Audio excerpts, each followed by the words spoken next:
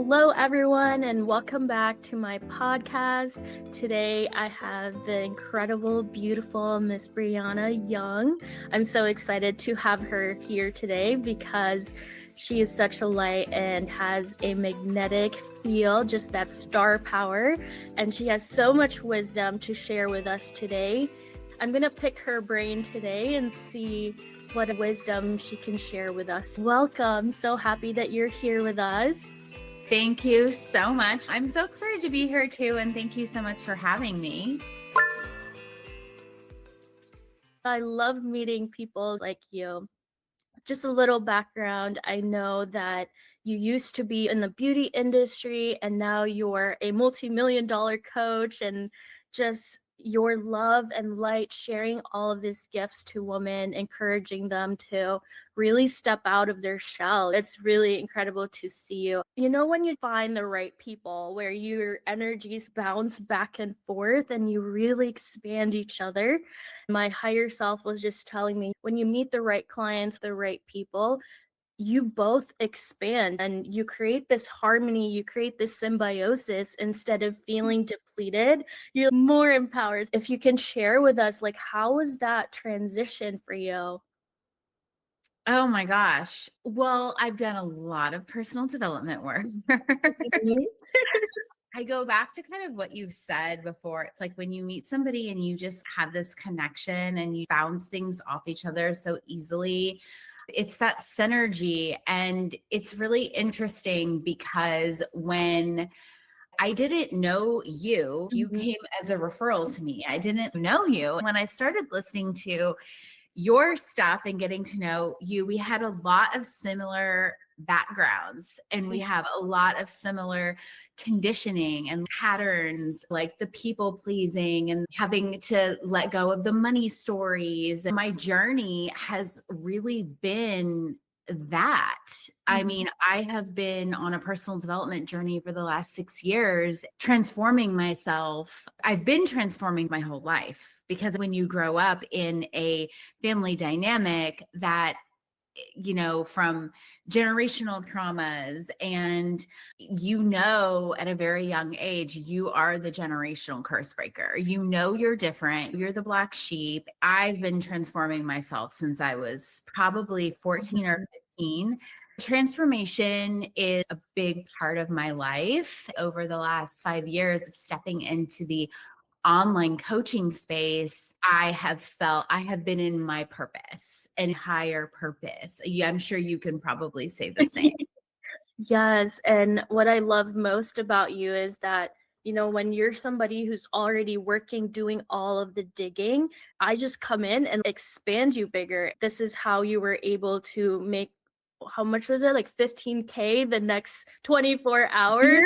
Yeah, it was twice. So it was twice that happened, because our first session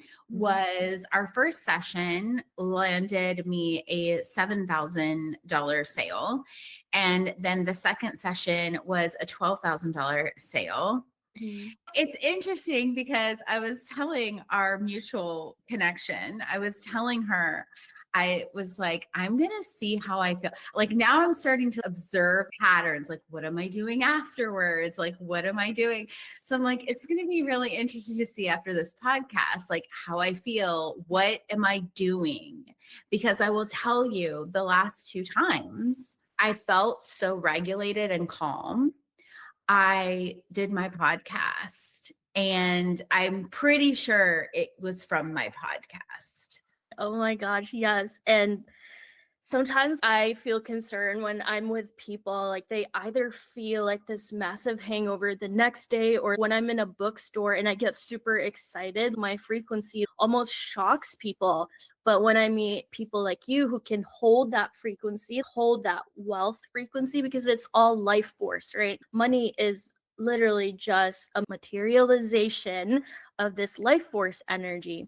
And if somebody has that containment that can hold that energy, like, it materializes so quickly.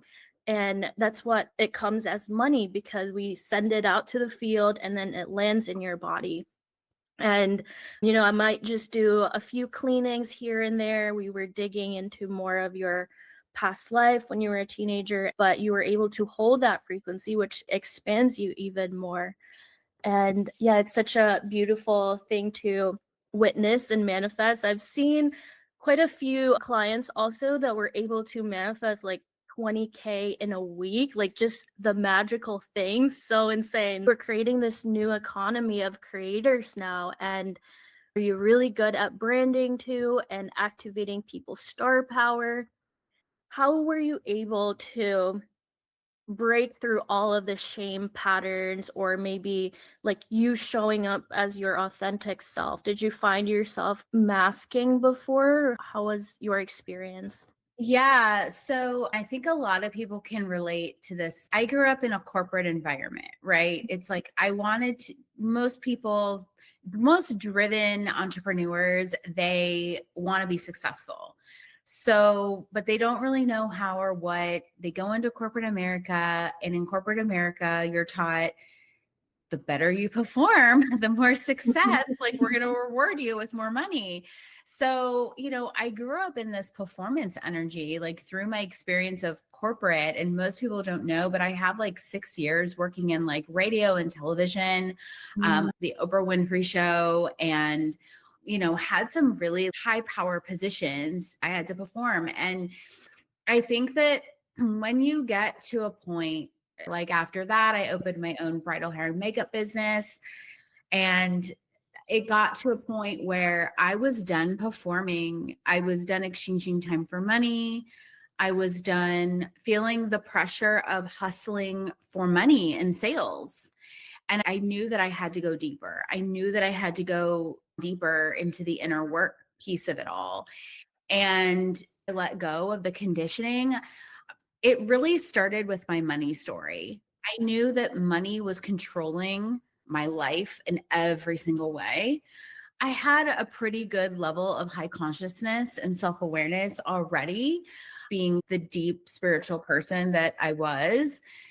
I went down a money story and I started really healing my relationship with money. I remember looking at my bank account every day and like hating what I saw, but then like visualizing, okay, like I have $20,000, I have $30,000 in my bank account, and doing affirmations every day. Like I started with basic things. It wasn't until later where I got more into the frequency of deeper work with it. I think everyone thinks, oh, I need to heal. Let me just do affirmations and it'll be okay.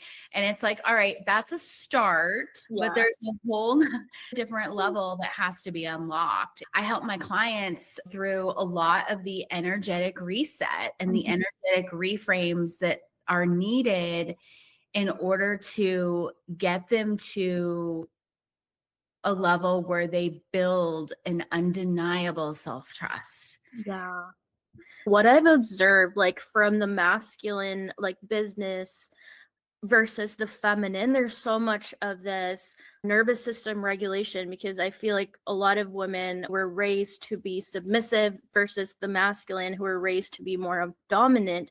My mentors and people that train me were mostly in their dominant side, but it was just not landing to me until like I got myself a business coach who was really into like the nervous system work too. I was like, oh my gosh, now I have a therapist, now I have a business coach, now I have a philosophy teacher.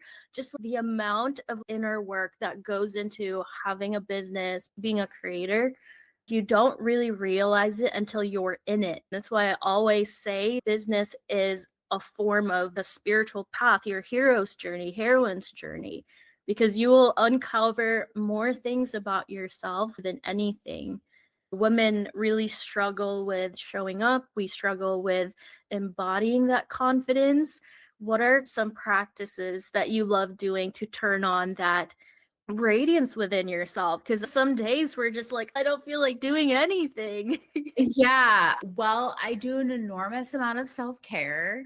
So I'm all about looking hot.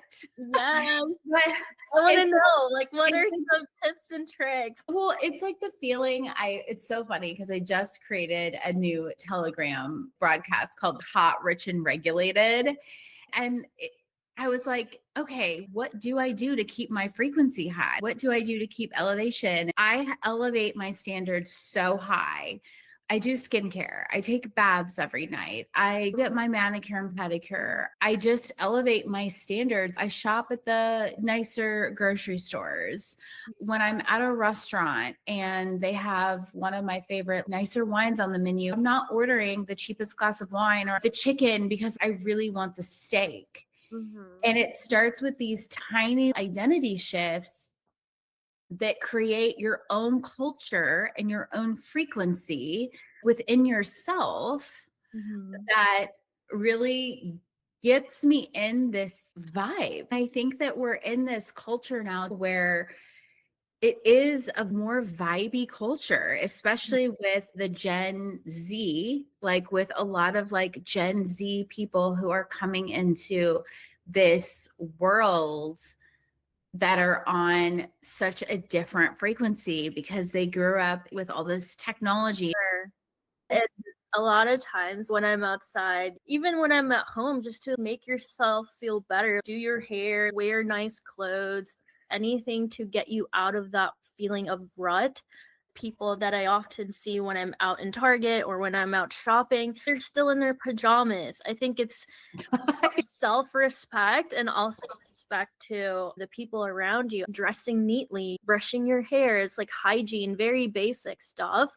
But I grew up in a country like in the Philippines where everywhere we go, it's almost like kind of in Europe where you really put on your best clothes, your best self, and through that you can network with other people. It's how you become presentable and opportunities come to you because you have that energy that is inviting to people. I mean, I even do some nights, like I have like a silk robe. I wear my silk robe. I turn on some like vibey music. I have sparkling water in the champagne glass. Like, I mean, that's for real. I do that. And I take a bubble bath. I love it. And I know you have a big Chanel perfume in the background. Like, how's like your scents? Do you use incorporate scents Oh my too God. in your If everyday? you were to see my perfume collection, You'll just show me. oh my God, I would show you, but I'll have to send a picture and show you after. I am obsessed with candles, like Mm. candles everywhere. Like this is this is the color of my new branding, by the way. This burgundy shade. Perfumes, you know, I love expensive perfume. I remember when this is actually a fun story for the listeners. You can go out and buy a $60 $25. Yeah, silk perfume or whatever. But I remember when I was growing my bridal hair and makeup business, and I was kind of actually I was in between. I was kind of stepping out of that. I was still growing it, but stepping out of that and pivoting into coaching. I found this perfume, and it's Perfume de Marly. It's a French perfume. It's like a $400 bottle of perfume. And I remember smelling it and it being like, oh my God, like that smells so, I mean, it's my signature fragrance today. Like I lather myself in it, but I absolutely love it. And I remember going, okay, I can't get it right now, but I'm going to come back and get this fragrance. And I remember having a really good month and then coming back and buying the fragrance. When I wear this fragrance, I have elevated my identity. I'm a different person. It was an anchor point for me to step into a higher level identity. I've used these little tiny material things throughout my whole life to keep elevating and anchoring into a higher identity. Yeah, I love that. And I think that perfumes really have this magic that brings out a new persona, and it's really like who you're stepping into. My persona right now, I've been using Tom Ford's Black Orchid. Oh, yeah, that's great. Yeah, I could talk perfume all day. And some of the new Arabic perfumes are, Mm. oh my gosh, they're really, Are they really, more like winter, right? Like the musky scents? yeah, they have a little bit more spice and musk, but there's some that have a sweetness to it, like more vanilla, more bergamot.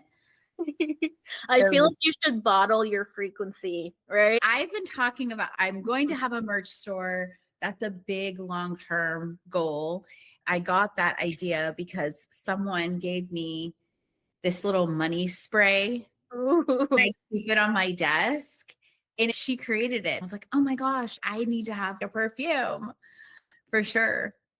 Yeah, that would be so beautiful and a fun project to have. I've been dabbling into it, but it's part of my everyday practice too. When I'm meditating, definitely incorporating all of these external things to get you back into your body and different senses around you and feeling luxurious. I know there was a post you made on your Instagram about your story when you were in, I think you were still in college, where you were donating your eggs. I was so touched how open you are and how you shared that part of you, because a lot of women don't really want to share, the darker things of growth, and especially being a woman, the struggles of being a woman, especially in business. You radiate so much confidence. Like, if we can borrow Brianna's confidence, like, yes, but it's really a Oh, testament of like how much you've grown yourself, and like the woman that you've become, and you having this star power, your bigger arc of what you're helping women.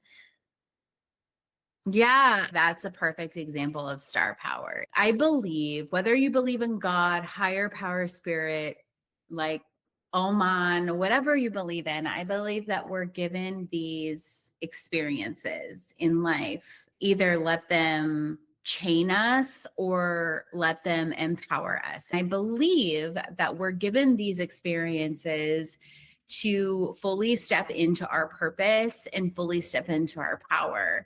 When I was clearing out, you asked me a question about how do you clear out the shame and get from point A to point B. When I went through clearing out a lot of the shame, that was the one story that Mhm. was really holding me back of, oh my gosh, like I couldn't pay for college. So I donated my eggs.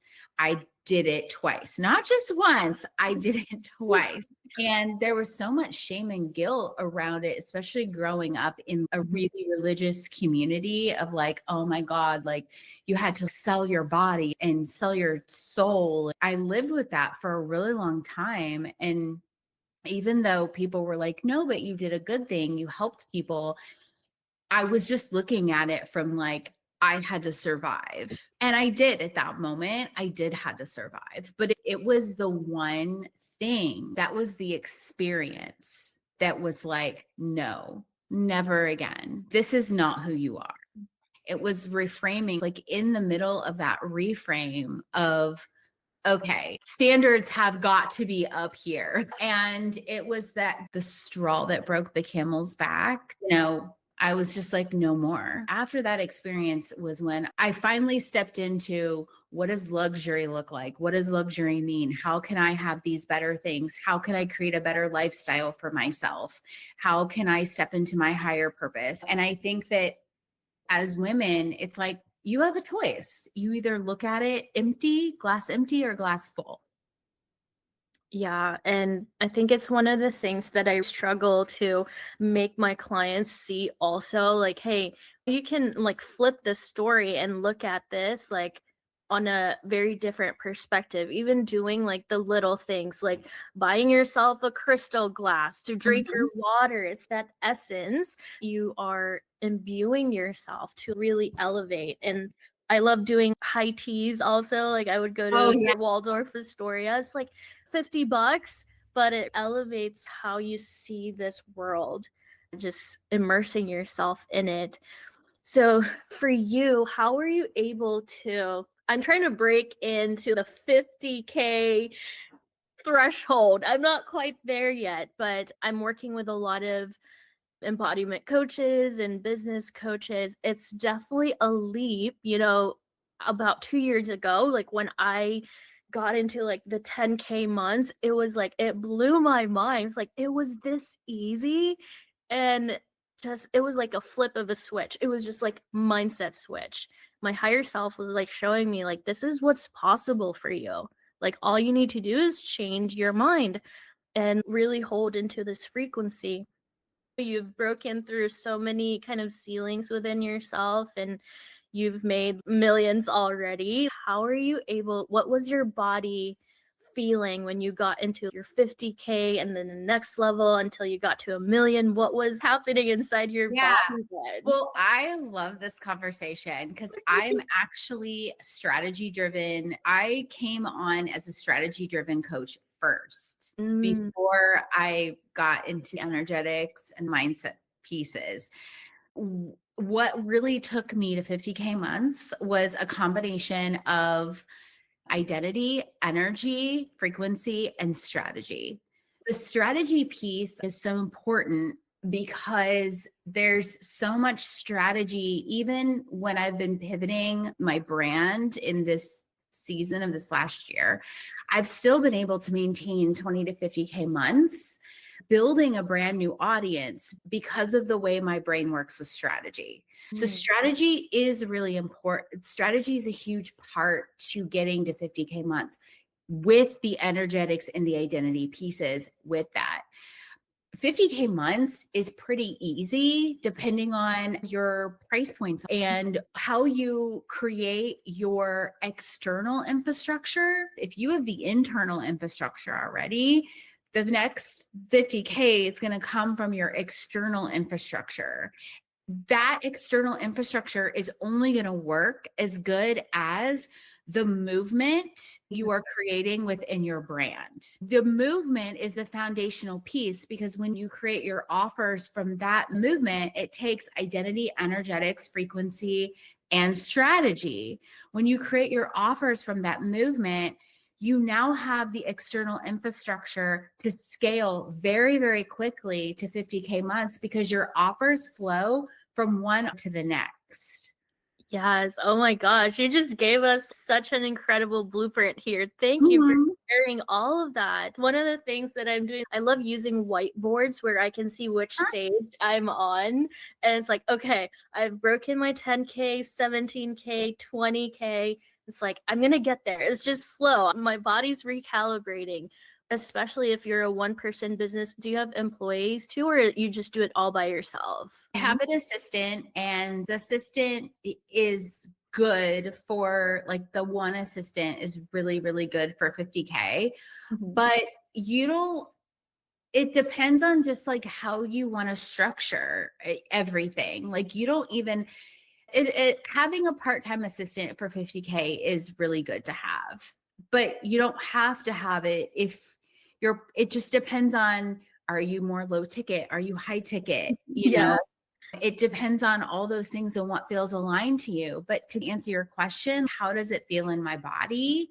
It gets to feel really spacious in your body because at first, before I hit the number, I was like, oh my gosh, this feels like such a big number. But then when I actually hit the number, because I was leaning more into high ticket to get to that number, it was actually very spacious, and it's very spacious now. Now, when I hit the 90K month, that was a whole different, I had two assistants. That was a totally different awakening. And I had to, I couldn't hold it. I couldn't Yeah. hold the consistent 90K months because my frequency, I had to recalibrate. And so now I don't really, now I look at wealth differently. It's not really about the 90. Like, do I want to hit it again? Of course, I'd love to hit it again, but I'm not willing to sacrifice the feeling behind it. Now it's about having more wealth and overflow from alignment and being really aligned around it. Yeah, I love that mindset and how you're creating a movement, really, what the real meaning of wealth is. And it's much cleaner to your body. And same with me when I was kind of working as a financial analyst, like I was used to seeing money and handling bank accounts. But until I really experienced it myself, I wish more people can experience this, even with your emails, right? My first 10K was from my email leads. I was collecting all of these emails from like forever. And then I sent that one email with one meditation, and then it just like landed with 10K. I was like, oh my God, it's like blew my mind. How did I just like send this email now? And it's, when you shift that mindset, it will just come to you. The whole business right now is shifting its identity and clarifying who we really are and what is our movement, our essence that we're bringing out to the world. Like, you're a single node and other people are different nodes, but we're sharing and merging all of this like talents that we have. Yep. And that's what a movement actually is. I didn't understand really what a movement was until I was like, a movement. Like, I didn't really understand what it was. And I want to share what it is, because there's probably other people that are listening that are like, well, what is that really? It's exactly what you said. When you create a movement, you create a culture of who you are, right? So it's like all of the zones of geniuses that you have, every single part of your essence gets put into the movement to stir the movement and create the movement, like a recipe. And the reason why it's so important to have is because that's when you know that your wealth is inevitable. That's when you know it's built from you. It creates self-trust. And it's literally saying, okay, what parts of me do I want to put in the pot to create this movement? Do I want to put this part of me in the pot? Do I want to put like my the dark femme? Like, I had to really sit and think about, do I want to put my dark feminine in the pot? It's a big part of me. Do I want to put that in the pot? And then I was like, yeah, I have to put that in the pot. Right. Oh my gosh, I can't wait. If you ever write a book, I will be the first one to buy it, because you've just been through so much and all of the fun stories, the adventures you've been through, and now where you're creating from this new identity that you have. Sometimes it's very scary when we're pivoting. We're saying goodbye to our old self. Today I was writing about my philosophies. Who am I? What is my philosophy? What are my beliefs? And it takes an immense amount of digging deep. What do I have to give to the world? And especially with the transition people are doing now from corporate, and they're finding themselves, they're traveling, or they're starting to want to be online, because it's obvious that you have to have a personal brand now. You have to be online. This is how people find you. This is your resume. What would your advice be for people that are leaving behind this old identity and not quite sure yet of who they're landing? Yeah, this is a great question. I would really, so there's a couple things I would ask yourself. I would say, give yourself a lot of space to really think. Like, don't be on social media scrolling, looking at what everybody else is doing. Give yourself the space to think, and then ask yourself these questions. It's like, what do you love to do with your eyes closed? What is your genius? What could you teach people with your eyes closed? What do you love to do? What really lights you up? Also, going back to your childhood, like, what did you want to be when you grew up? That was something. Did you want to be an accountant? Did you want to be an accountant? Because when I was like 15, I was studying the Enneagram. Nobody in school even knew what the Enneagram was. And I went to the library. I was always looking at the horoscope books and wanted to know my astrology signs. I found this book on the Enneagram, and you would have thought I had gold. It was like, look at what I know about the Enneagram. I majored my first year in psychology. I was going to be an art therapist. And the world came, life happened. It didn't happen, but that's basically what I am. I'm a coach, but I'm a therapist. And so I think it's important to go back to your childhood and get in touch with like who you were, what you wanted, and what you loved before the world came in and life happened. Just really sit with yourself and ask yourself from this place of discernment, like, what do I want my life to be? Like designing your life, like doing a vision board. I had to sit with myself in many moments and ask myself, is this what I really want? Is this what I need to have in order to be successful? And that comes from someone who, for over 20 years, lived my life based on what I thought I needed to do to be successful. Right. Yeah, that's a very beautiful way to see things. I hope that, people are not so hard on themselves and see this as an opportunity of a recalibration. Like, I know we've cried so many times and hard to let go of who we are, but just kind of where the consciousness of the planet is and the consciousness of everybody, it's asking us to be our highest selves. And sometimes when we have all of these notions that this is who we should be, it creates more conflicts within ourselves. And so, how do you usually structure, like when they come into you? Do you have courses or do you just do one on ones? How do you interact with your clients? When clients come into my world, I like to have a conversation, usually in the DMs, to find out what they're wanting, what their goals are, and what they're navigating right now, where they think their blocks are, so I can make sure they're in the right program. Sometimes people need like more identity and they need more inner work first before coming into a program. Right. I'll suggest, okay, I think we should do 1 month of private coaching first.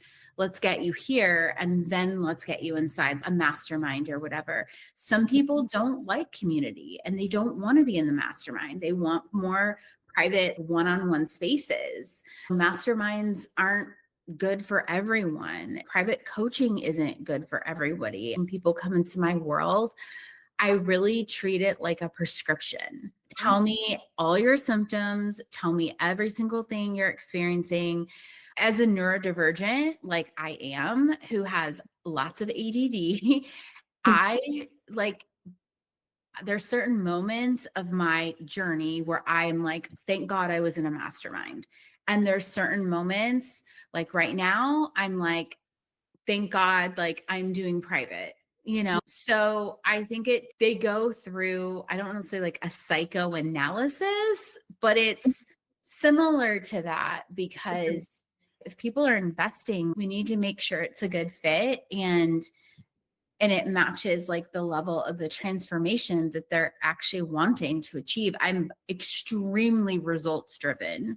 There's nothing worse than coming inside someone's program and not aligning or not gelling or not getting the results. Yeah, and that's also why I stepped into the coaching business, because when I was doing a lot of therapy, it was just more of like, okay, you're opening my perception, I'm understanding myself, but like I need the results. And I feel like the difference between coaching is that coaching is very result driven, that, you're following a timeline, or maybe you have your courses or your one-on-one session, but like I want to see results. How are you feeling doing in this time period? Yeah, it's interesting you say that, because I'm sure you get a lot of clients who are like, you're better than my therapist. Because I just think there's a different dynamic that happens. And I love therapists. I've done therapy for years too. But there's a different dynamic, I think, as a coach. I don't even like to use the word coach. Well, yeah, like mentor or wealth activator. There's a different dynamic that happens when you work with someone who is multidimensional versus someone who is just, I went to school, I got this degree, I learned these things. For sure. You really have to learn from lived experiences and not just reading books. You will learn more from you doing the thing. And so, yeah, what other projects have in store, and how else can we find you? I know you have a podcast, and it's a great resource to get to know you and what your offerings are. Yes. So I do have a podcast. It is called, you can find it on Apple. It's called the $1 Million Woman Podcast. It is getting rebranded. I'm in the middle of a rebrand. So it is getting rebranded, but it's called the $1 Million Woman Podcast. What projects do I have coming out? This month is really exciting because I have lots of things dropping. I have my Hot, Rich, and Regulated Telegram broadcast, which is really fun. I'm excited about that, where people get a taste of me. Like, I'm going to be riffing on my Black Friday strategy that has always guaranteed me 50K months for the last 4 years.